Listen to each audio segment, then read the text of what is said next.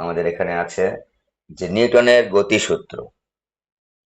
নিউটনের গতিসূত্র কৌণিক গতির ক্ষেত্রে, কিন্তু হ্যাঁ, কৌণিক গতির ক্ষেত্রে নিউটনের গতিসূত্রগুলো কিরকম।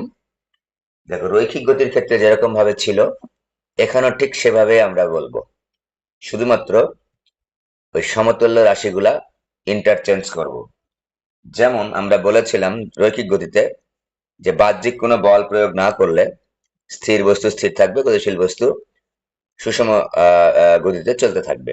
ঠিক আছে, তো এখানে আমরা বলের জায়গায় বলবো হচ্ছে টর্ক, ঘূর্ণন, বলের ভ্রামক বা টর্ক। কারণ ঘূর্ণন গতির ক্ষেত্রে বলের জায়গায় আসবে হচ্ছে টর্ক কথাটা। তাহলে বাহ্যিক কোনো টর্ক প্রয়োগ না করলে ঘূর্ণনশীল বস্তু ঘুরতে থাকবে আর স্থির বস্তু ঘুরবে না। ঠিক আছে, অর্থাৎ তোমার হচ্ছে ঘূর্ণনশীল বস্তুর কোনো অবস্থার পরিবর্তন হবে না বাহ্যিক কোনো টর্ক প্রয়োগ না করলে। ওখানে আমরা বলেছিলাম বাহ্যিক বল না করলে, প্রয়োগ না করলে স্থির বস্তু স্থির থাকবে, গতিশীল বস্তু সমদ্রুতিতে বা সমবেগে চলতে থাকবে। ঠিক আছে, আর এখানে আমরা বলছি বাহ্যিক কোনো টর্ক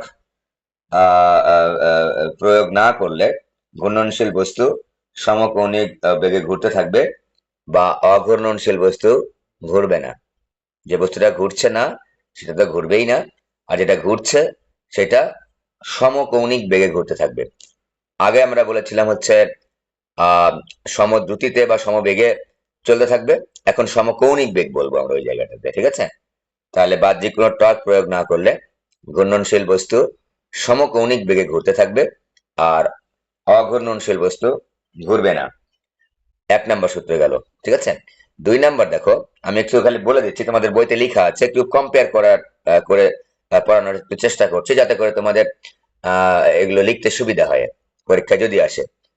তো সাধারণত এগুলো পরীক্ষায় আসে ওই রৈখিক গতির ক্ষেত্রে নিউটনের গতিসূত্র, ওগুলো পরীক্ষায় কিন্তু ওই আসে না কিন্তু এখন আর, 9-10 আসতো তোমাদের। এবার আগে বলেছিলাম কি যে বস্তুর ভরবেগের পরিবর্তনের হার প্রযুক্ত বলের সমানুপাতিক। তো ভরবেগের জায়গায় এখানে বলবো কি কৌণিক ভরবেগের পরিবর্তনের হার প্রযুক্ত বলের সমানুপাতিক। আগে বলেছিলাম এখন টর্কের সমানুপাতিক, বলের জায়গায় টর্ক হবে। ঠিক আছে, ভরবেগের জায়গায় কৌণিক ভরবেগ হবে। তাহলে বস্তুর কৌণিক ভরবেগের পরিবর্তনের হার ওয়ার উপর প্রযুক্ত টর্কের সমানুপাতিক। এবং আগে বলেছিলাম যে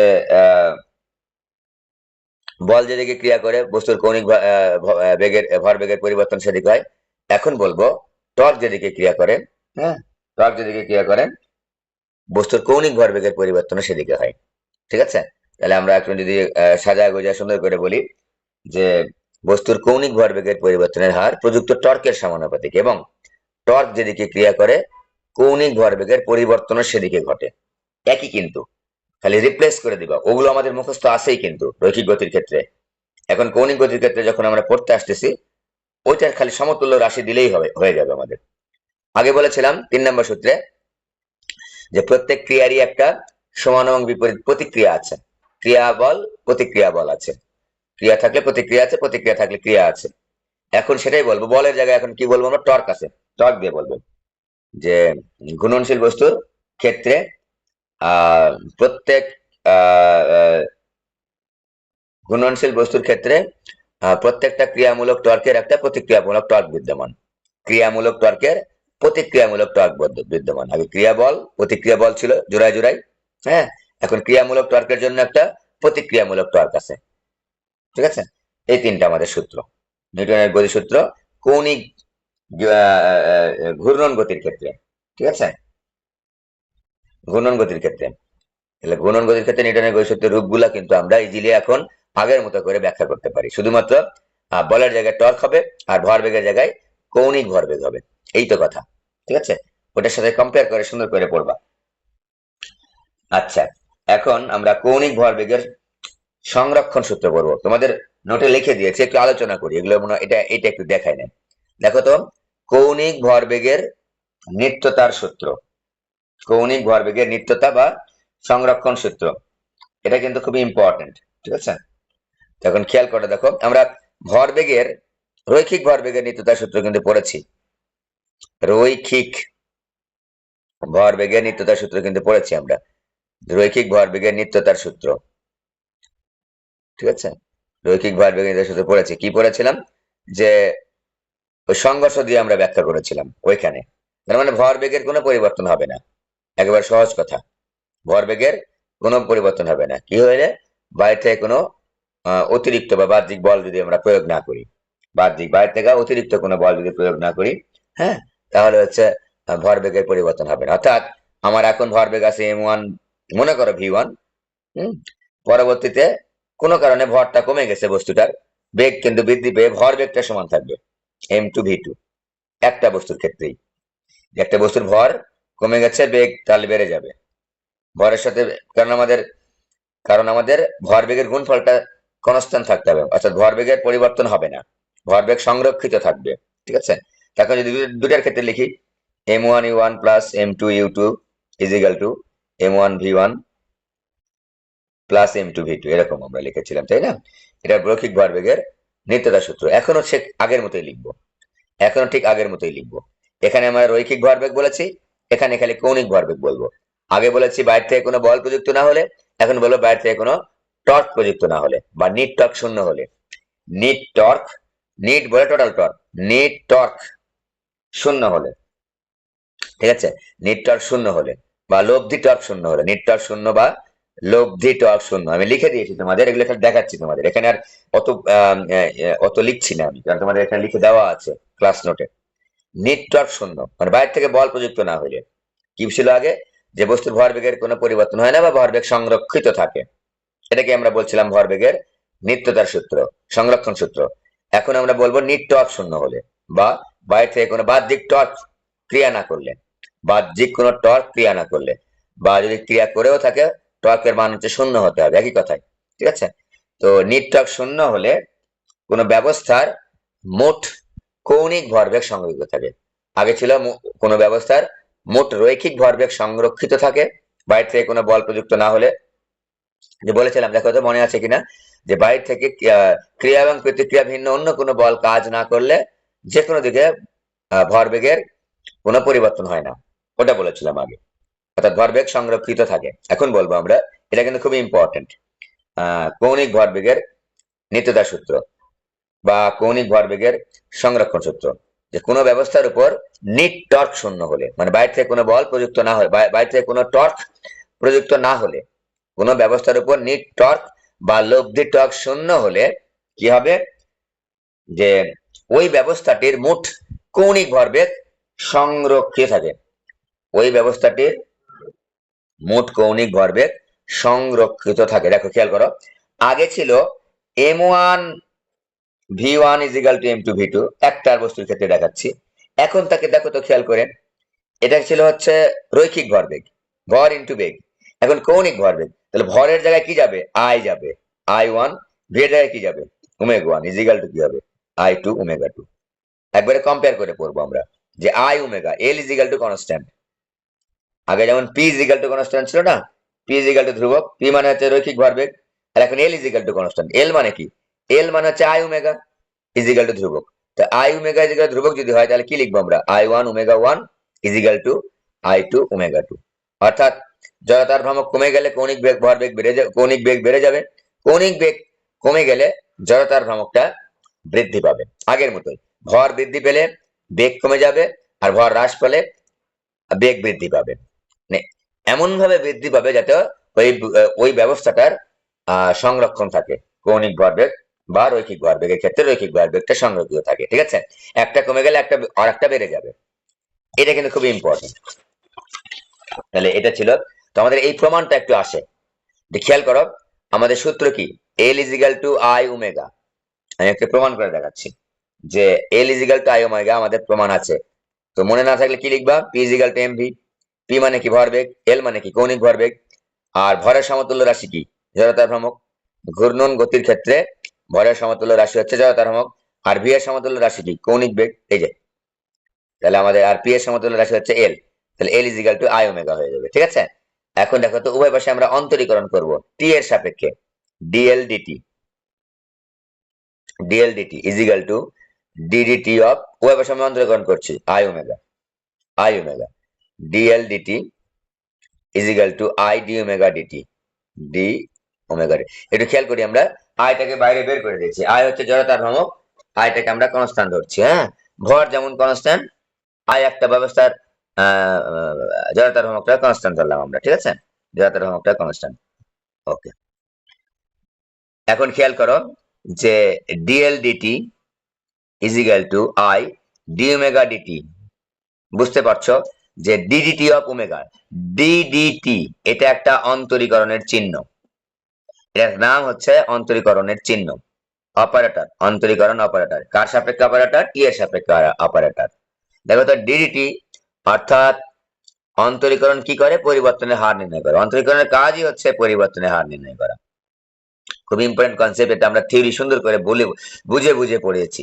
অন্তরীকরণটা একেবারে ফিজিক্সে পড়িয়েছি, গণিতেও পড়িয়েছি, মানে এটা খুবই একটা ইম্পর্টেন্ট কনসেপ্ট। এই ছোট্ট একটা কথা কিন্তু খুবই কাজে লাগে, যে পরিবর্তনের হার নির্ণয় করে, আর অনেক কিছু নির্ণয় করে, তার মধ্যে খুব ইম্পর্টেন্ট জিনিস হচ্ছে পরিবর্তনের হার নির্ণয় করে, ঢাল নির্ণয় করে, ঠিক আছে।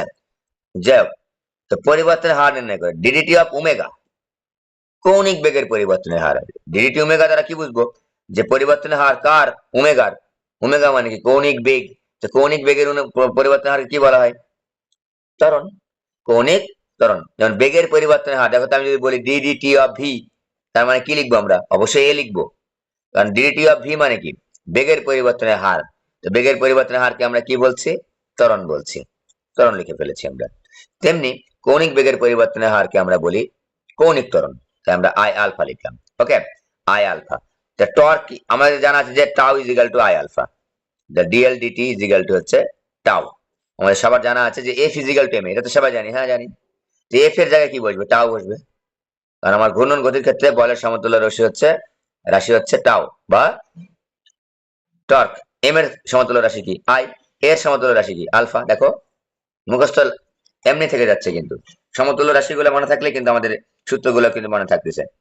এখন এই টাউ এর মানটা 0 ধরবো। টাউ ইজ ইকুয়াল টু 0 হলে torque is equal to I alpha, তো আমরা জানি টাউ এর মান 0, কারণ আমার কৌণিক ভরবেগের সূত্রটা খাটবে কখন? বাহ্যিক টর্ক 0 হলে, বা নিট টর্ক 0 হলে, বা বাইরে থেকে কোনো টর্ক প্রযুক্ত না হলে, ঠিক আছে। টাউ ইজ ইকুয়াল 0 হলে কি পাচ্ছি? DL DT is equal to 0, বা DL is equal to 0। Integration করো তো, ডিএল ইজ ইকুয়াল টু হচ্ছে ধ্রুবক। ইন্টিগ্রেশন করলে একটা, যখন আমার কোনো ইন্টিগ্রেশনের মধ্যে কোনো লিমিট দেওয়া থাকে না, তখন কিন্তু একটা ইন্টিগ্রাল কনস্ট্যান্ট আসে। সেই ইন্টিগ্রাল কনস্ট্যান্টটা তুমি বাম পাশে ডান পাশে যে কোনো জায়গায় রাখতে পারো। আমরা ডান পাশে রেখেছি। উভয় পাশে যখন আমরা ইন্টিগ্রাল করলাম, তখন আমরা একটা কনস্ট্যান্ট পেয়েছি, ইন্টিগ্রাল কনস্ট্যান্ট বা সমাকলিত ধ্রুবক। এটা হচ্ছে গণিতের নিয়ম অনুসারে ইন্টিগ্রেশন শিখিয়েছি তোমাদের, ঠিক আছে। মনে না থাকলে এখন একটু শিখে নাও, যে যদি আমরা লিমিট না দিই, যে কত রেঞ্জ থেকে কত রেঞ্জের মধ্যে আমি ইন্টিগ্রেশন করব, তাহলে একটা কনস্ট্যান্ট আসে, ইন্টিগ্রাল কনস্ট্যান্ট, সমাকলিত ধ্রুবক আসে। তো ডিএল কে ইন্টিগ্রেশন করলে কি হয়? এল। তাহলে এল ইজ ইকুয়াল টু ধ্রুবক। এভাবে আমরা প্রমাণটা করে ফেললাম। তো এল ইজ ইকুয়াল ধ্রুবক মানে কি? এল ইজ ইকুয়াল ধ্রুবক মানে হচ্ছে I omega is equal to ধ্রুবক, I omega is equal to ধ্রুবক। তো আই ওমেগা মানে হচ্ছে এই যে I1 omega 1 is equal to I2 omega 2, আরো যত তুমি লিখতে পারো, ঠিক আছে। তাহলে এইটাই হচ্ছে কৌণিক ভরবেগের সংরক্ষণ সূত্র, ঠিক আছে। তো তোমাদের এখানে দেখো তো, যাদের সাজান তপন স্যারের বই আছে, একটু খেয়াল করে দেখো তো, এই যে খেয়াল করে দেখো,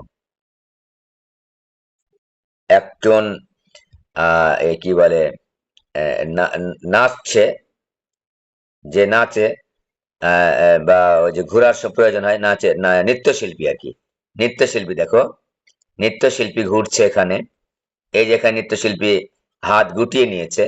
এখানে দেখো একজন ব্যক্তি, চিত্রে দেখো সাধারণ তপন স্যারের বই বা অন্য অন্য চিত্রে, অন্য বইয়ের চিত্র আছে, একজন ব্যক্তি দেখো ডাম্বেল নিচে হাতে, চেয়ারের উপর বসে এসে ঘুরছে। হ্যাঁ, এই যে বাম প্রসারিত করে, হাতটা প্রসারিত করে ডাম্বেলটা নিয়ে আসে। এখানে দেখো ডাম্বেলটা হাতটা প্রসারিত করে নাই, আর হাতটা ভাঁজ করে নিয়েছে। এটার ব্যাখ্যাটা কি? ব্যাখ্যাটা হচ্ছে, তুমি যখন জোরে ঘুরতে চাচ্ছ, তখন তুমি হাতটাকে গুটিয়ে নিচ্ছ বা ভাঁজ করে নিচ্ছ। কেন? হাতটা যখন আমার ভাঁজ হয়ে যাচ্ছে, হাত যখন আমার ভাঁজ হয়ে যাচ্ছে বা গুটিয়ে নিয়ে আসতেছি, তখন আমার জড়তার ভ্রামকটা কমে যাচ্ছে। জড়তার ভ্রামকটা কমে যাচ্ছে, এটা ভালো করে পড়বা, এইটুকা সাধারণত স্যারের বই ভালো করে পড়বা। এটা কিন্তু ইম্পর্টেন্ট, এখান থেকে কিন্তু অনুধাবনমূলক প্রশ্ন আসে পরীক্ষায়, যে নৃত্যশিল্পী ঘূর্ণনের সময় বা ঘূর্ণনের প্রয়োজন হলে হাতটা গুটিয়ে নেয় কেন, ভাঁজ করে নেয় কেন? ঠিক আছে, গুটিয়ে নেয় এই কারণেই যে কৌণিক বেগ বাড়ানোর জন্য, বেশি জুড়ে জুড়ে ঘোরার জন্য, যে অধিক জুড়ে জুড়ে ঘুরবে, দেখতে সুন্দর লাগে, নৃত্যশিল্পীরা কি করে তখন ওই হাতটাকে ভাঁজ করে নেয়। হাতটাকে ভাঁজ করলে কি হয়, নিজ অক্ষের সাপেক্ষে জড়তার ভ্রমকটা কমে যায়। আমাদের ব্যাখ্যাটা হবে যে কৌণিক ভরবেগের সংরক্ষণ সূত্র হতে আমরা জানি I1 omega n is equal to I2 omega 2, অর্থাৎ জড়তার ভ্রমক কমলে কৌণিক বেগ বৃদ্ধি পায়, জড়তার ভ্রমক বৃদ্ধি পেলে কৌণিক বেগ হ্রাস পায়। তো নৃত্যশিল্পীদের জুড়ে যখন ঘোরার দরকার হয়, কৌণিক বেগ বৃদ্ধির যখন প্রয়োজন হয়, তখন ওনারা কি করে, তখন হচ্ছে হাতটাকে গুটিয়ে আনে, হাতটাকে ভাঁজ করে নেয়। কিসের জন্য? জড়তার ভ্রমক কমানোর জন্য। জড়তার ভ্রমক যদি কমে যায়, আমরা বলেছি জড়তার ভ্রমক মানে কি, বাধা, ঘূর্ণনে বাধা। জড়তার ভ্রমক যদি কমে যায়, তাহলে সূত্র অনুসারে কি পাচ্ছি আমরা, ওমেগার মানটা বা কৌণিক বেগের মানটা বৃদ্ধি পায়। কৌণিক বেগের মান বৃদ্ধি মানে কি, তাড়াতাড়ি ঘুরতে পারে, তাড়াতাড়ি ঘুরতে পারে। আমি এখানে লিখে দিয়েছি, দেখো, নৃত্যশিল্পী ঘূর্ণনের সময় দুই হাত ভাঁজ করে নেয় কেন? ঠিক আছে, নৃত্যশিল্পী নাচার সময় হঠাৎ ঘূর্ণনের বেগ বৃদ্ধির জন্য হাত ভাঁজ করে, এটা আমাদের হেডলাইন, নিজের ভাষায় লিখেছি। হাত ভাঁজ করে নিলে বা গুটিয়ে নিলে ব্যক্তির জড়তার ভ্রমকের মানটা কমে যায়, ফলে কৌণিক ভরবেগের সংরক্ষণ সূত্র অনুসারে কৌণিক বেগটা বৃদ্ধি পায়, অর্থাৎ ঘূর্ণন বেগটা বৃদ্ধি পায়। I1 ওমেগা 1 I2 ওমেগা 2 সূত্র অনুসারে আই কমে গেলে ওমেগা বৃদ্ধি পাবে। এই সূত্রটা আগে লিখবা, কৌণিক ভরবেগের সূত্র অনুসারে আমরা জানি, লিখে ব্যাখ্যা দিবা সুন্দর করে। আমি নিজের ভাষায় লিখেছি, ঠিক আছে। এবার সেম ভাবে প্রশ্ন আসে যে পৃথিবীর ব্যাসার্ধ কোনো কারণে সংকুচিত হয়ে গেলে, সংকুচিত মানে কি, কমে গেলে, অর্ধেক হয়ে গেছে, দিনের দৈর্ঘ্য কত হবে? দিনের দৈর্ঘ্য কত হবে? বুঝতে পেরেছ? মনে করো কোনো কারণে ওই বস্তুর বা ওই পৃথিবীর ব্যাসার্ধটা কমে গেছে, তো পৃথিবীর জড়তার ভ্রমক কত? 2/5 m² 2/5 m², মনে জানা থাকে। পৃথিবী হচ্ছে একটা নিরেট গোলক, আর নিরেট গোলকের জড়তার ভ্রমক হচ্ছে 2/5 m² 2/5 m²। আমাদের যখনই বলবে যে একটা কমে গেছে আর একটা বেড়ে যাচ্ছে, কেন, কত হবে, এই ধরনের যখন প্রশ্ন করবে, তখন কিন্তু আমরা কৌণিক ভরবেগের সংরক্ষণ সূত্র ব্যবহার করব। বিশেষ করে ঘূর্ণন গতির ক্ষেত্রে, রৈখিক গতির ক্ষেত্রে ব্যবহার করলে কিন্তু হবে না। ঘূর্ণন গতির ক্ষেত্রে দেখো তো, পৃথিবীতে ঘুরছে, পৃথিবী ঘুরছে বলে তো দিন হচ্ছে, রাত হচ্ছে, যাই হোক, ঘুরছে। দিন কাকে বলে? দিন বলে হচ্ছে এক পৃথিবী নিজ অক্ষে একবার ঘুরে আসতে যে সময় লাগে সেটাকে বলি দিন, নিজ অক্ষে ঘুরতে যে সময় লাগে। আর পৃথিবী সূর্যের চারিদিকে ঘুরে আসতে যে সময় লাগে সেটাকে বলে বছর। নিজ অক্ষে মানে নিজে নিজে যেটা ঘুরে, সেটাকে বলবো আমরা দিন। 24 ঘন্টা, একবার ঘুরতে 24 ঘন্টা সময় লাগে, ঠিক আছে, এটাকে আমরা দিন বলি। আবার দিন বলতে 12 ঘন্টা বুঝবো না আমরা, দিন বলতে আমরা টোটাল 24 ঘন্টায় বুঝবো, ঠিক আছে। আর বছর বলতে বোঝায় যে সূর্যের চারিদিকে ঘুরে আসতে যে সময়টা লাগে। এখন যদি দিন নিয়ে কাজ করতে বলে, তাহলে পর্যায়কালের জায়গায় আমরা দিন বসাবো, ঘন্টা বসাবো 24 ঘন্টা। আর যদি বছর নিয়ে কাজ করতে বলে, বছর যদি চায় প্রশ্নের মধ্যে, তাহলে আমরা পর্যায়কালের জায়গায় বসাবো আমরা হচ্ছে 365 দিন, ঠিক আছে। তো এখন I1 omega 1 is equal to I2 omega 2, কারণ আমার আই এর জায়গায় কি লিখবো, 2/5 m² m/1², আর ওমেগার জায়গায় কি লিখবো, 2πt1 ইজিক্যাল টু I2 জায়গায় কি লিখবো, 2/5 m² r2 এর উপর স্কয়ার গুণ 2π/t2। দেখো আমি m আর m টা পরিবর্তন করি না, কারণ অঙ্কের মধ্যে বলেছে যে পৃথিবীর ব্যাসার্ধ কোনো কারণে সংকুচিত হয়ে অর্ধেক হলে ব্যাসার্ধ অর্ধেক হয়েছে, ভরের কথাটা উল্লেখ করে নাই, তার মানে ভর যা ছিল তাই আছে, দিনের দৈর্ঘ্য কত হবে? তাহলে এটা দেখো যে আমার m এর জায়গায় m ই রাখবো, m এর জায়গায় m ই রাখবো, তাহলে কেটে যাবে সবগুলা, 2π কেটে গেছে, তাহলে থাকলো r1² / t1 is equal two r2 এর জায়গায় লিখবো হচ্ছে r1/2 তার উপর স্কয়ার ভাগ হচ্ছে t2। তো r1² ডিভাইড বাই, আমি সংক্ষেপে লিখতেছি, একটু রাফলি লিখতেছি এখানে, যেহেতু তোমাদের ক্লাস নোটটা দেওয়া আছে। r1² ভাগ 4t2, তো r1² কেটে গেল, t2 is equal two t1 divide by 4, t1 এর মান 24 বসাবো, 4 6 ঘন্টা দিনের ক্ষেত্রে। আর যদি এই একই প্রশ্ন বলতো একই প্রশ্ন যদি বলতো যে বছর কত দিনে হবে, বছর কত দিনে হবে, হ্যাঁ, তখন আমরা এখানে টি1 এর জায়গায় লিখতাম 365 দিন। তখন টি2 ইজিক্যাল টু কি লিখতাম, টি1 ভাগ 4 ইজিক্যাল টু 365 ভাগ হচ্ছে 4, 4 নং 36, 91.25 দিন তখন লিখতাম আমরা, 25 ডে। হ্যাঁ, এটা যদি আমরা বছর বলতো যে বছরে কত দিন হবে, তখন আমরা পর্যায়কালের জায়গায় বছরের পর্যায়কালটা দিতাম। পৃথিবীর চারদিকে ঘুরে আসছে 365 দিন, আর দিনের ক্ষেত্রে আমরা দিনটা দিলাম। ঠিক আছে, কৌণিক ভরবেগের সংরক্ষণ সূত্র কিন্তু খুবই ইম্পর্টেন্ট। কৌণিক ভরবেগের সংরক্ষণ সূত্র আমরা কি বলে স্টেটমেন্ট বা বিবৃতি পড়ব, এটা প্রমাণটাও দেখবো, এখানে প্রমাণটাও দেওয়া আছে, বইতে দেওয়া আছে, এবং ব্যাখ্যাটাও পড়বো কিন্তু, যে নৃত্যশিল্পী ঘূর্ণনের সময় দুই হাত ভাঁজ করে নেয় কেন, বা ঘূর্ণন বেগ বৃদ্ধি করার জন্য কি করা যেতে পারে। ঠিক আছে, জড়তার ভ্রমক আমার কমানো দরকার। ঠিক আছে, ওকে। আচ্ছা, এখানে আমি একটা অঙ্ক দেখছি, একটু লিখছি, একটু খেয়াল করে দেখো।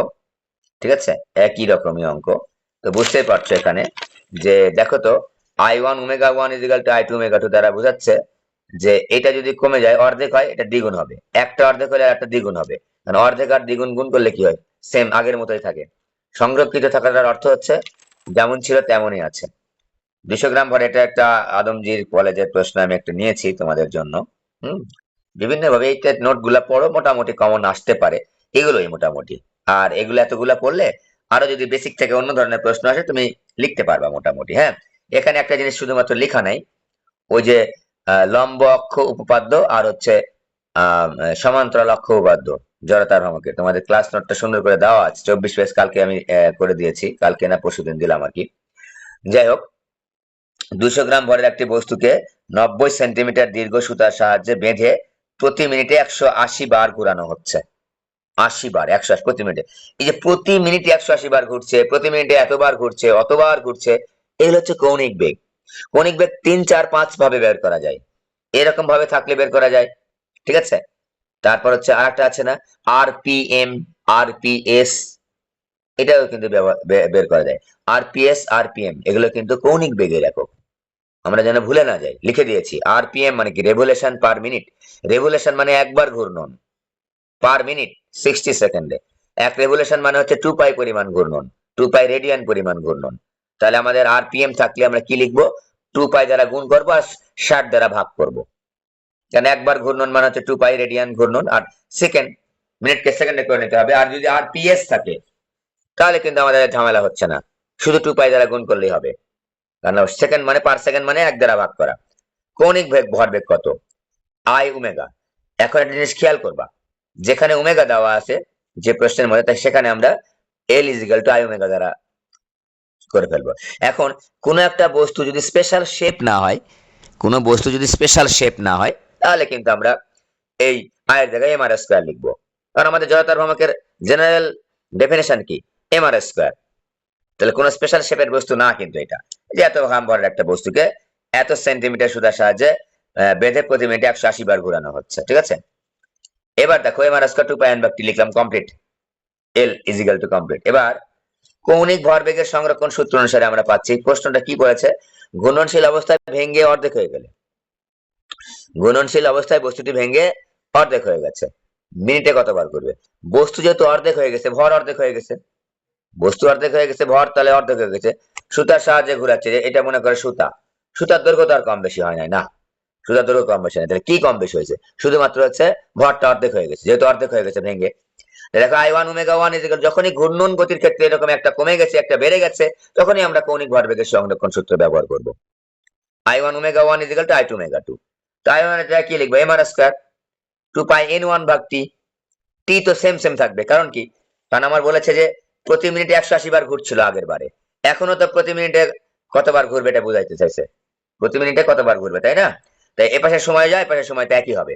ওকে, তাহলে শুধু ভরের জায়গায় কি হবে, m ভাগ 2 হবে, কারণ ভর আগে এখন যা ছিল এখন তার কমে গেছে, আর আর এর জায়গায় আরই থাকবে, কারণ যে সুতার সাহায্যে তুমি ঘোরাচ্ছ বস্তুটা, সেই সুতাটার দৈর্ঘ্য তার পরিবর্তন হয় নাই, মানে তাহলে বৃত্তাকার পথের ব্যাসার্ধের কোনো পরিবর্তন হয় নাই, কমে নাই বা বাড়ে নাই, এখান থেকে এটা করলে আমাদের এটা হয়ে গেল। ঠিক আছে, এরকম প্রশ্ন যদি পরীক্ষায় আসে, এটা কি, আচ্ছা এই অঙ্কটা একটু দেখাচ্ছি আবারও। 5 কেজি ভর এবং 30 সেন্টিমিটার ব্যাসার্ধের একটি চাকা, হ্যাঁ, মিনিটে 60 বার ঘুরছে, কৌণিক ভরবেগ কত? একটা সিম্পল জিনিস কিন্তু এটা, জেনারেল শেপের। তাই আমরা বলবো L equal to I omega mr square into 2 pi n ভাগ t। I equal to mr square মাত্র করে আসলাম, হিসাবটা করে নিবা। 2 পাই n ভাগ t ওমেগা। 10 সেকেন্ডে থামাতে কত টর্ক প্রদান করতে হবে? খুবই ইম্পর্টেন্ট, বোর্ডে আসে একবার এই ধরনের প্রশ্ন, একবারে বোর্ডে আসে এগুলো। 10 সেকেন্ডে থামাতে কত টর্ক প্রদান করতে হবে? সে টর্কটা কি? অবশ্যই বাধা দানকারী টর্ক। তো টর্কের সূত্র কি? আই এবং আলফা, আই এবং আলফা। তো এইবার দেখো তো, একটা বস্তু বা একটা চাকা এখানে মিনিটে 60 বার ঘুরছে ঘুরছে ঘুরছে ঘুরছে ঘুরছে ঘুরছে, তার মানে এটা আদি কৌণিক বেগ। ঘুরতে ঘুরতে যখন তুমি টর্ক প্রদান করেছো থামানোর জন্য, বাধা দানকারী টর্ক, তখন বস্তুটা আস্তে আস্তে আস্তে আস্তে আস্তে আস্তে আস্তে আস্তে আস্তে আস্তে থেমে গেছে। যেমনটা হয় হচ্ছে সুইচ বন্ধ করলে, হ্যাঁ, থেমে যায় আস্তে আস্তে। মানে তোমার বল আর প্রয়োগ করছো না, শক্তি প্রয়োগ করছো না, ঘূর্ণন অবস্থায় শক্তি প্রয়োগ করছো না, ভালো কথা। তো এখন শেষ কৌণিক বেগ তাহলে 0। এখন এখানে কয়টা কৌণিক বেগের অবস্থান আছে? দুইটা। একটা হচ্ছে একটা বস্তু ঘুরছিল একটা কৌণিক বেগে, আর যখন আমি বন্ধ হয়ে গেছে টর্ক প্রদান করার ফলে, তখন তার কৌণিক বেগ হয়েছে 0। তো এখন যে টর্ক কৌণিক বেগটা ছিল, যে বেগে ঘুরছে, তার নাম 2 পাই n ভাগ t, 2 পাই রেডিয়ান পার সেকেন্ড, 2 পাই n ভাগ t। ওই যে মিনিটে 60 বার ঘুরছে, এটা তার আদি কৌণিক বেগ। আর যখন বন্ধ হয়ে গেছে টর্ক প্রদানের মাধ্যমে বা বল প্রদানের মাধ্যমে, বল বলতে পারো সিম্পলি বোঝার জন্য, নিজে নিজে বোঝার জন্য, যে একটা বল প্রয়োগ করেছে, ঘূর্ণন বল, বাধাদানকারী বস্তুটাকে একেবারে থামানোর জন্য। শেষ কৌণিক বেগ কত? 0। তো এই যে আমার কৌণিক বেগ ছিল 2 পাই রেডিয়ান পার সেকেন্ড, ওখান থেকে 0 যে আসলো, সময় কত লেগেছে? 10 সেকেন্ডে আমি থামাতে চাচ্ছি, কয় সেকেন্ড থামাতে চাচ্ছি? 10 সেকেন্ডে। তো টি এর মান হবে 10। তো টি এর মানটা আমি এখানে বসিয়ে দিয়েছি, দিয়ে আলফাটা বের করে নিয়েছি। একেবারে সহজ সূত্র, বুঝতেই পারছো যে omega is equal to omega naught minus alpha t, omega is equal to omega naught plus alpha t দিলেও হবে, কোনো সমস্যা নাই। ওই যে v is equal to v naught plus a t সূত্র থেকে আমরা লিখেছি। যেহেতু আস্তে আস্তে কৌণিক বেগটা কমে যাচ্ছে, তাই আমরা কৌণিক মন্দন হিসেবে বিবেচনা করেছি।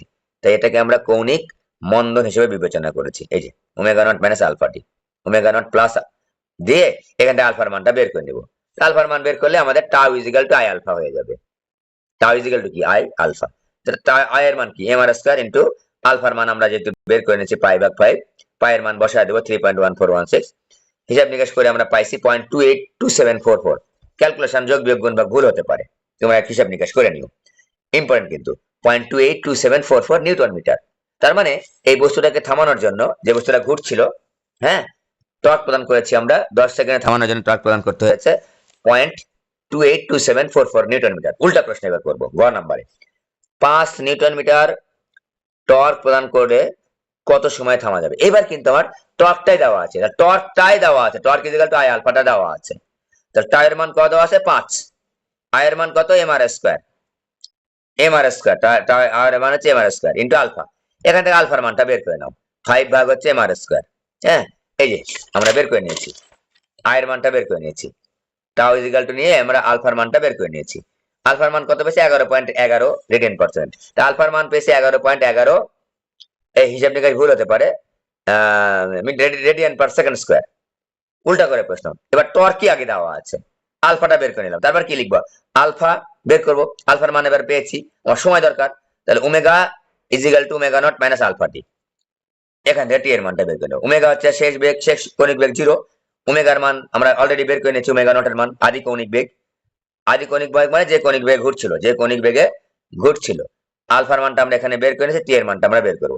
এই যে omega is equal to omega naught minus alpha t, t is equal to এত। ওকে, আমরা যেহেতু এটা হচ্ছে কি বলে, মন্দন হচ্ছে, তাই আমরা নেগেটিভ সূত্রটা ব্যবহার করেছি। করে দেখলাম আমরা যে 5 নিউটন মিটার যদি আমরা টর্ক প্রদান করি এই যে বস্তুটার উপর, ব্যবস্থাটার উপর, তাহলে 0.5655 সেকেন্ড এসে থেমে যাবে।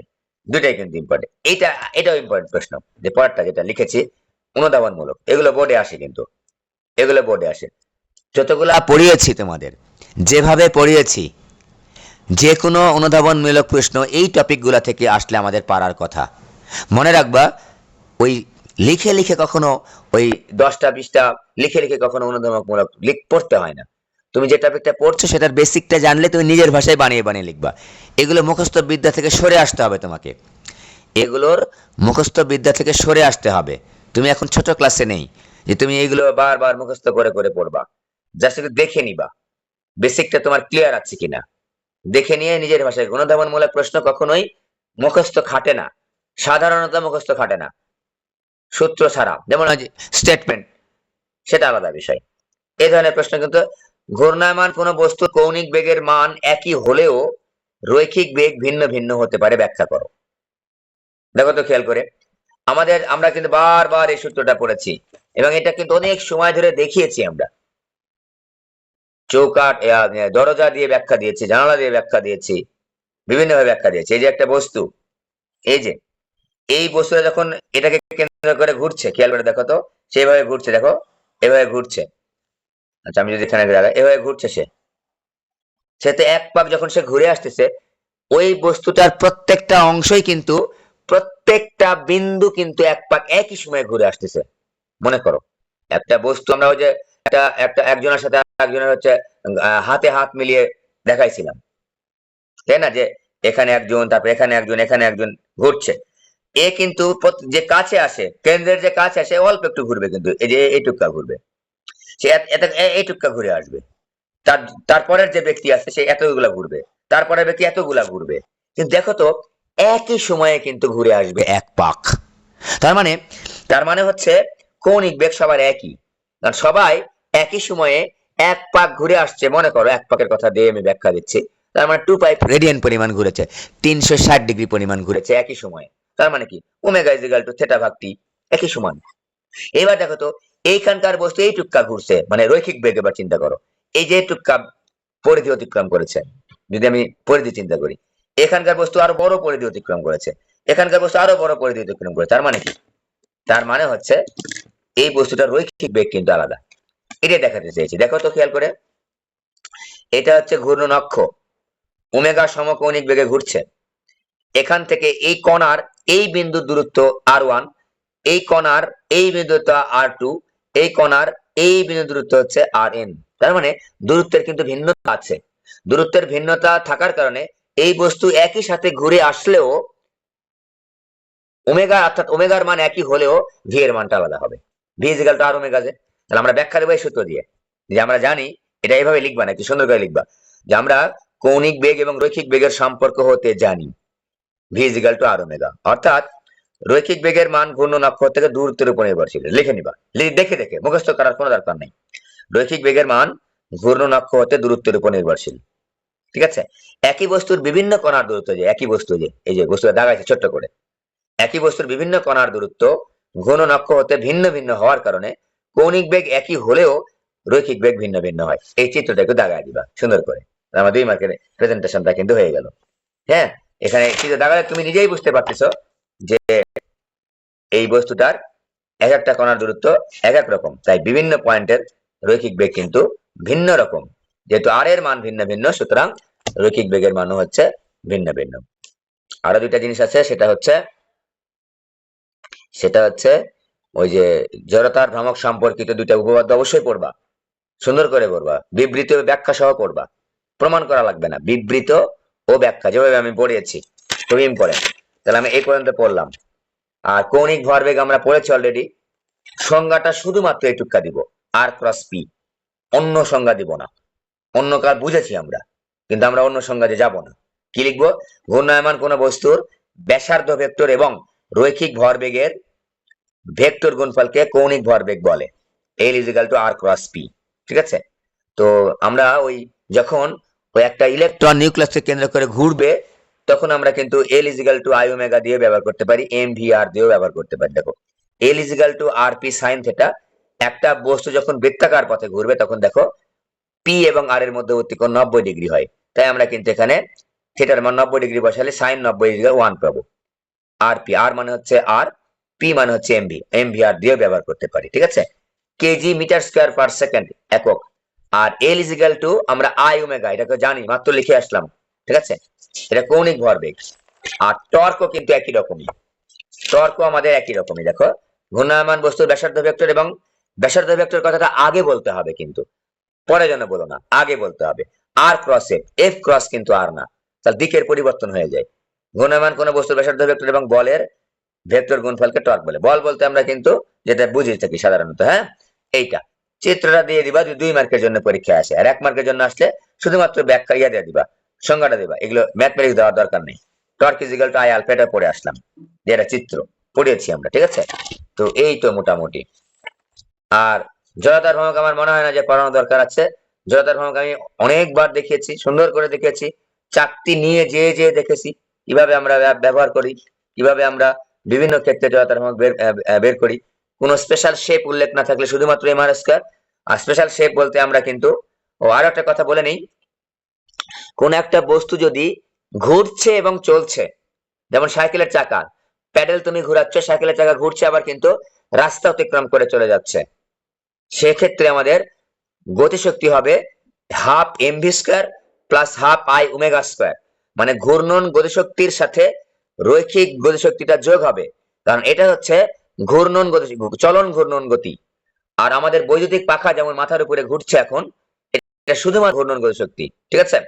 তো এরকম এখানে একটা প্রশ্ন আমি লিখেছি, কুয়েটের প্রশ্ন, 5 কেজি ভরের এবং এত ব্যাসের একটা বেলুন, বেলুন মানে কিন্তু সিলিন্ডার বা চোঙ, সিলিন্ডার বা চোঙ বা বেলুন একই কথা, 50 রেডিয়ান পার সেকেন্ড কৌণিক বেগে গড়াতে থাকলে